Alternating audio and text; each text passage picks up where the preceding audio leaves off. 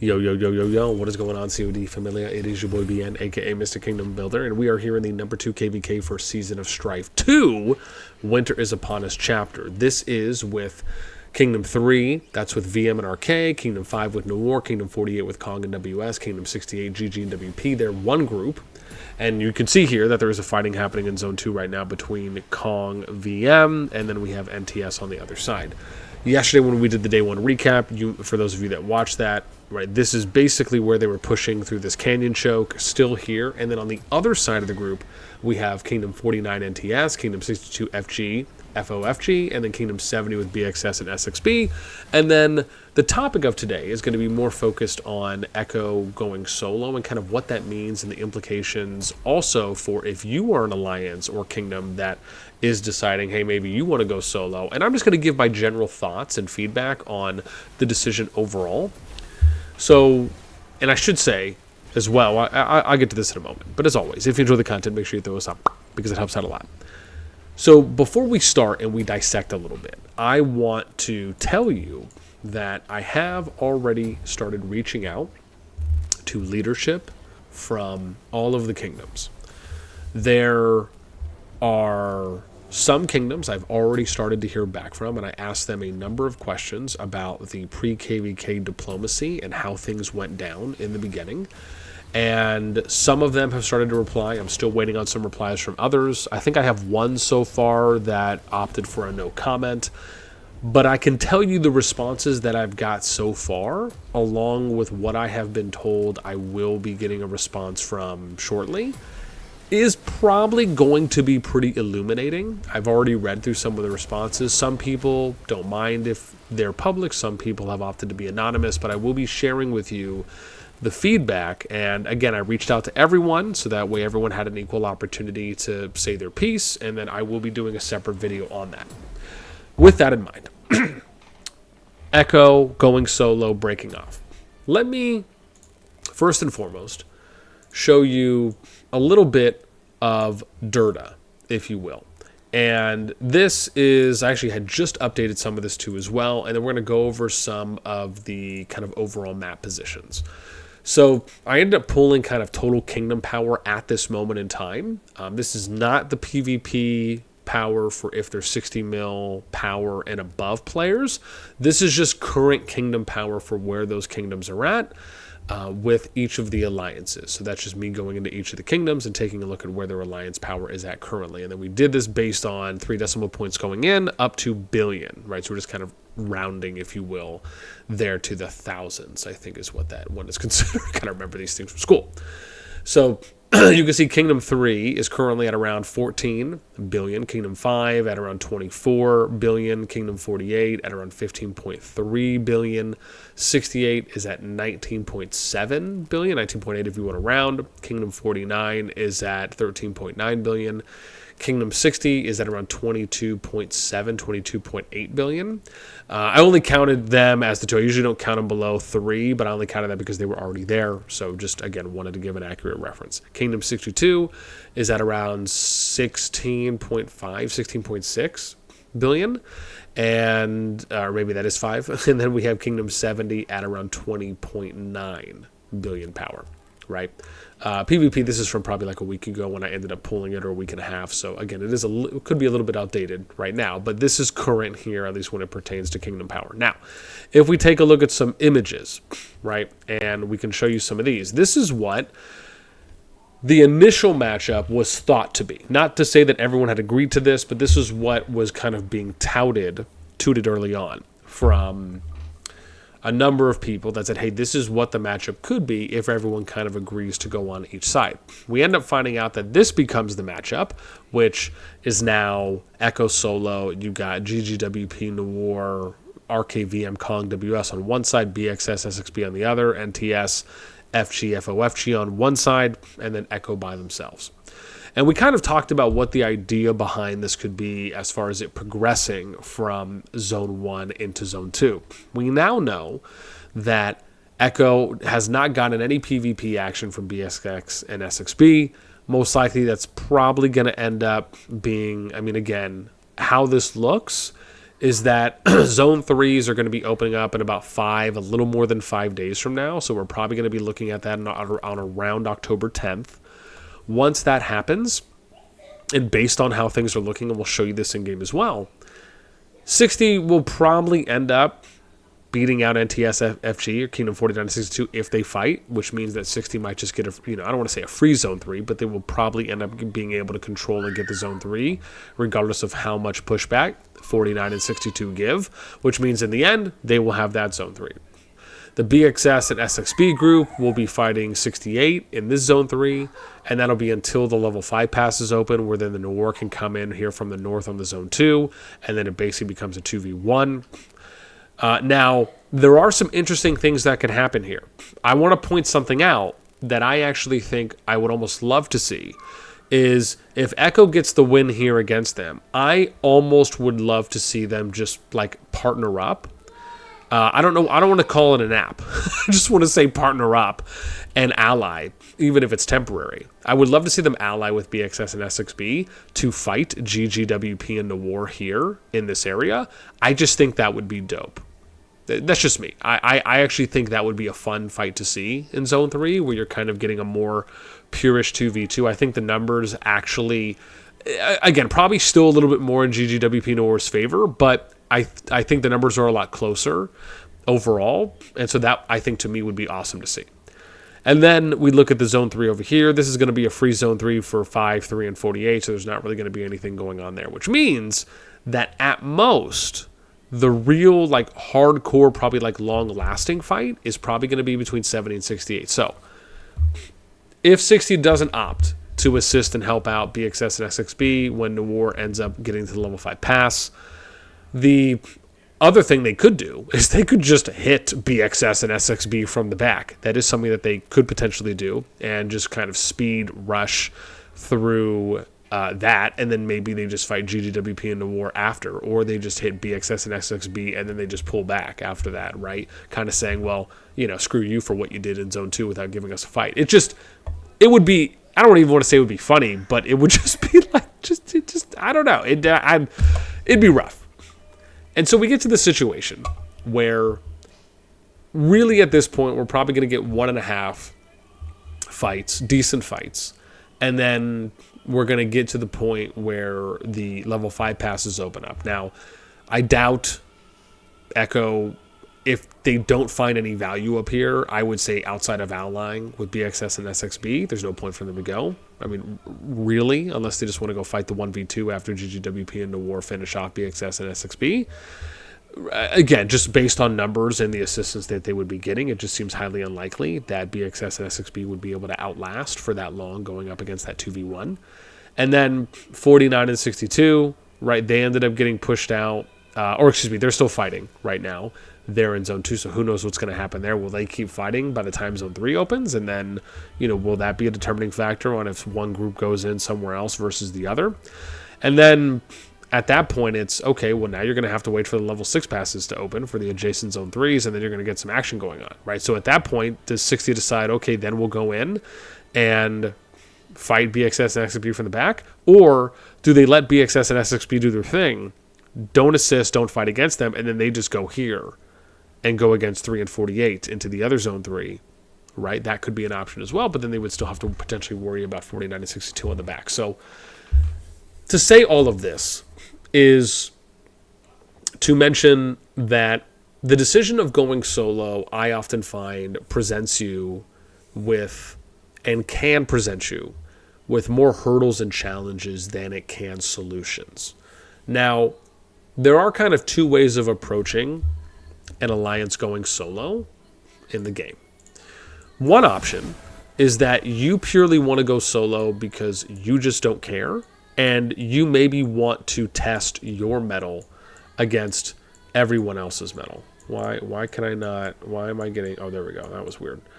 And so, right, that could be one approach, is that they want to see how they are going to fare against other alliances in a situation where they are not opting to ally with anyone, and no one's going to ally with them. So it's kind of like you're either going to fight or not at that point, right? There's not really an in-between. So maybe they want to do that. Maybe it's for them, it's really about, okay, hey, we just had, a second good migration wave. Let's go out there and fight just balls out and see what we can do. Like, let's really stretch ourselves and put ourselves to the test. Now, that, I think, in a sense, can be a good kind of hard gauge on where you see your kind of upper limits. But it also depends on how much and what percentage of troops you are going to commit to such an endeavor. If you say something like, yeah, listen, you guys can 80% zero yourself. Let's see what we can do at 80% capacity. So if we're utilizing 80% of our current troops, let's see how much damage we can do. Or it's low, let's just put 60% of our troops out there, right? So the moment you hit that threshold, you'll fall back, you'll stop, you'll reset. Or maybe they're going a lot more in than that, and it's going to be 100% at that point. Okay, well, I think you also kind of have to gauge the overall season's value, right? If you don't care about having potential, now keep in mind, maybe you're not going to sit there and rally fight all day long. And I want to play this because this has been a topic of conversation as of late that I've had the chance to really think about is, would there ever be a case where you would opt not to fight against someone at a pass just so you don't waste the time of incurring deads?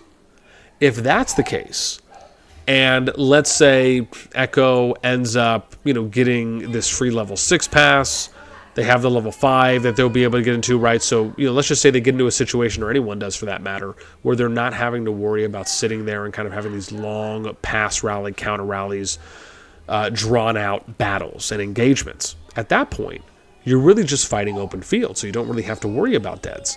If that's the case, do they maybe make this argument and say, well, let's just commit 100% of our troops because we'll be able to heal. We're not going to have to worry about people dying. And then if that's the case, does that almost become something where alliances will go to each other and say, look, we just don't want to sit here and waste our time fighting at passes, right? We don't want to incur deaths, because keep in mind, as an alliance, as players, as leadership, you can control that.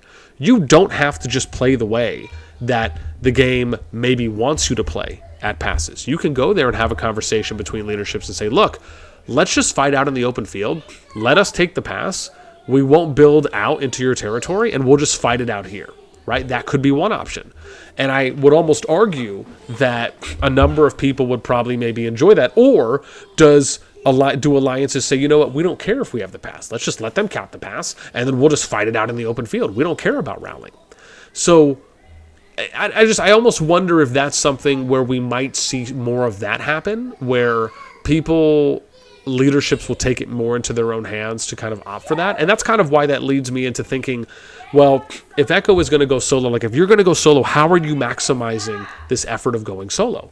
Well, that is one way you can do it. If you don't want to sit there and incur deads, you just take passes that are easier for you to take, and you just commit hard to the open field, right? So maybe you take easy passes, or if you feel like maybe you have to rally a little bit and to take a pass, but the moment you get it, you just super hard commit to the open field, so that way you don't have to worry about fighting for the pass again if it's taken or retaken from you. And so anyways, moving on past that, getting to the second part. So the first part is, okay, you opt to go solo because you feel you're strong enough, you want to test, you want to see where your upper limits are, right? What's your breaking point, if you will? The other option of going solo is that you are not liking the matchup. Let's say, for example, the proposed matchup, or maybe what some people had agreed to, and I'm just saying generally speaking, if this is a case that could happen, and I'm sure sometimes it will, is you opt to say, look, I don't want to fight in that matchup because I just think it's unfair. And if that's the case, you don't want to, what's that term where they say where you're like leading them, you're enabling. You don't want to enable anyone by joining an ally or a union of alliances or kingdoms just because it's your only option, even though the only option is not a great or good option, let's say, and you just opt like, look, I just don't want to be a part of anything, because maybe you also, and I've seen this happen a couple times where people have opted not to ally because they didn't want to join the weaker union. Number one, because it was their only choice, but then number two, if they did join, it almost gave the stronger union more just cause for like really going all out and fighting compared to them not joining. And now it just almost looks like the bigger group is bullying the smaller group, right? And that's not a good public and visible look for the bigger group who opted to do that. And again, I'm sure there could be other reasons as well and other scenarios, but these are kind of like the two that more likely come to mind for me that I have seen. And I almost wonder if one of these or another is kind of how Echo looked at the situation, and or if others looked at the situation and they felt, hey, this could have been one of the reasons, and or others for why Echo decided to go solo. But I just think that, and again, I really think you have to put things into perspective, because if you opt to go solo, the likelihood of you being able, unless like I'll give you an example. If NOIR went solo, and let's like do a comparison check. NOIR has the most amount of 100 mil plus players. They have the most power of any single alliance in the game. If they opted to go solo, I actually would argue in that case, and I'm not saying that they have to do that every time, but it's a lot easier when you specifically look at the makeup of NOIR. It doesn't mean that every number one alliance in the game at any point in time is going to be in a situation where it may always make sense for them to consider doing it, even though they could. In this case, if NOIR would decide to go solo versus Echo, or let's just say any other alliances in the kingdom, in this KVK, because it's like a 1v1 fight, on paper, they are stronger than any other alliance in the KVK, you could say, okay, well, it makes a little more sense on me believing that they wanted to go solo because they could really put up a bit more of a fight. Not to say that they would overwhelmingly win or they would win, but they would be able to put up more of a fight in a solo endeavor versus any other alliance in the KVK. And so when I look at that compared to Echo and them opting to go solo, it makes me wonder, it makes me want to kind of almost dig deeper and figure out, kind of what led to the decision there. But at the same time, how do the players feel about that? Because, like I said, the moment you go solo, your chances of being able to capture Dragon decrease. Your chances of making it to the final zone decrease. Or let's just say into the final zone up to Dragon decrease. Your chances of making it into the final zone decrease. Your chances of sustaining zone 3 until the final zone decrease, right? You have about 4 to 5 tiers that you have to look at just before you can even get into the final zone. And then once you do, where your percentages are dropping. And obviously, kingdom positions on the KVK map will make a huge difference and will factor in, definitely. And I just think when we look at the situation holistically, and when I had first heard about it, I just thought, man, I just didn't feel that, and I'll be honest, I didn't feel like it was the best decision for Echo. Because to me, it felt like they were losing a lot more overall than what they maybe perceived that they were gaining. And that's from a number of things that we've touched on. Again, kind of a moot point now because they have decided and opted to do that. Now, can things change? Can they decide, hey, at any point, because keep in mind, just because they decided to go solo doesn't mean that they still can't go reach across the aisle and, like I mentioned with the BxS and SXB thing, right? Could they reach out and say, hey, let's just do this temporary workup so they can get a hardcore, heavy amount of PvP? Like, that makes sense to me. Now, if they opted to not do that, like we said, and they just wanted to be able to make it into final zone, do we think that we could see a huge amount of PvP in the final zone? Potentially. Because what you have to consider, and this is the thing, that this is one of the avenues that I wonder if Echo has considered, is that, and let's go back to our chart, if we will here, right? Let's go to this one here.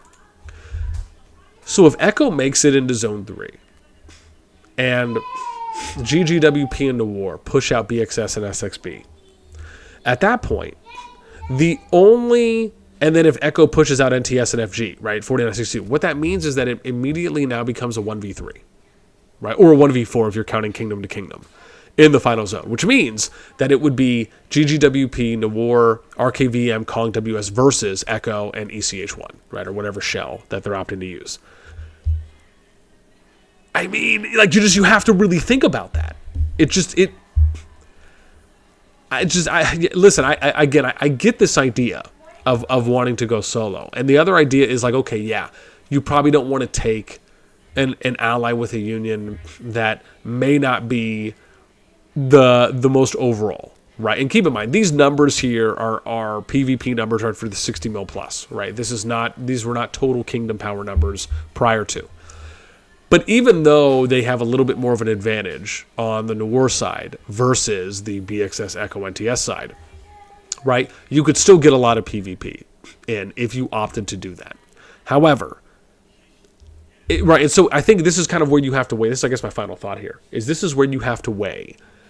Do you want to stay solo, not work with anyone, and basically have, and I'm not saying like this is Echo's, I'm not saying this is Echo's fault, and I'm not saying anything of that matter. I'm simply talking about repercussions of a decision, right? Is that just because Echo decided to go solo, the after effects and the ripple effects or the repercussions of that, or we'll just say the results of that, is you could, like, I'm talking worst case scenario, is 60 crushes 49-62, it's not really a fight. 70, worst case scenario, 70 beats 68, but then 5 comes in and they double team 70 and they push them out. No fight over here, which means now it becomes a 68-5, 348, and then it's 60. 60, they go and they fight in here, they last a day. And then they get crushed. Right? Maybe 2 days.